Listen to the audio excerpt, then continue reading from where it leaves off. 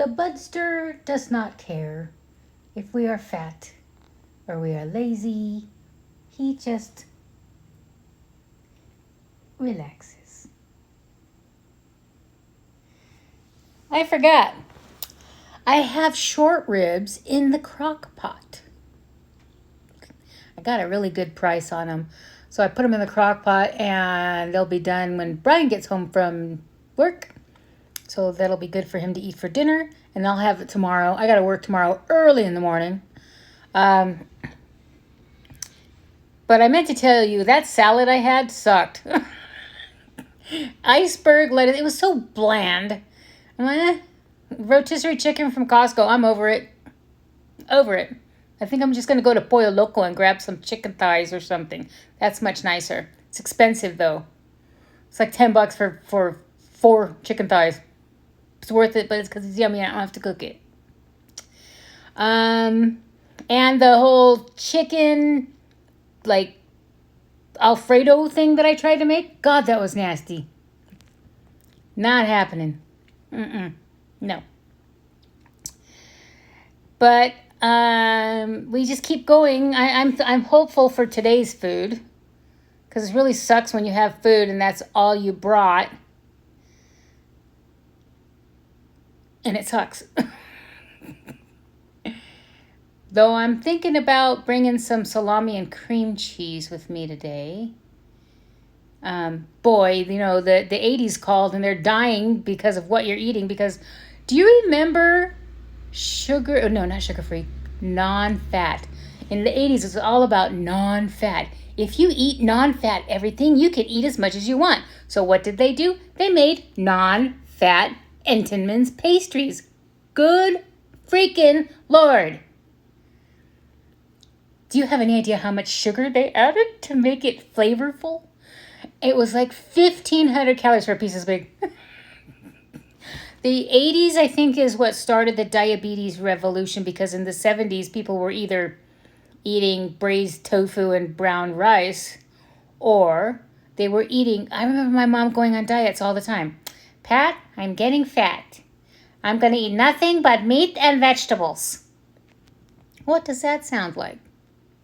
And she would just eat meat and vegetables. And she'd lose 20 pounds and she'd feel better and then go back to eating the rice and the tortillas and all the good stuff. But she was doing a freaking low-carb, high-protein diet. Just meat and vegetables. And then the 80s came and like, no. Fat's the bad guy. It's not that linear, right? If you stop eating fat, you won't be fat. Bullshit. That's why 25% of the world of the United States, I should say, is obese. It might be higher than that now. And the diabetes is just skyrocketing. And I blame the 80s. I know there's lots of people who weren't born yet, but their parents were, for the most part. And they developed those habits. Oh, you got to eat ground turkey or ground chicken. I did that. No. And you got to, or not eat any meat at all. I remember walking on a treadmill. God, talk about suck. And having a jar of vegan, of like Prego, marinara sauce, and a bagel. And I'd be dipping the bagel in that and eating it. And that was a snack. And it was healthy because it was fat-free. Look at the amount of carbs and sugar that were in that in that bagel. It's too much. And I think that's what caused the spikes in the insulin levels, and everybody got diabetes. Insulin resistance.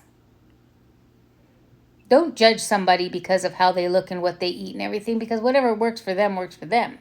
That did not work for me. This low carb stuff, my mom was onto something in the 70s. Dr. Atkins was already a cardiologist back then, and he was recommending his low carb dieting for his heart patients. I'm not advocating him or anything else. I'm just stating a fact. That's what he did. Whether it was good or not, that's what he did. So I'm going to continue eating the way I want to eat and what's working for me. And I'm still going to work on the infinity hoop, even though it still sucks. Exercise sucks. Don't let me lie. And we'll just keep going. The Budster and I say hello. Hello, Budster. He doesn't care. He knows he's a star. And we'll see y'all later. I'm just rambling. I don't even know why I'm up this early. I don't have to be at work till 2.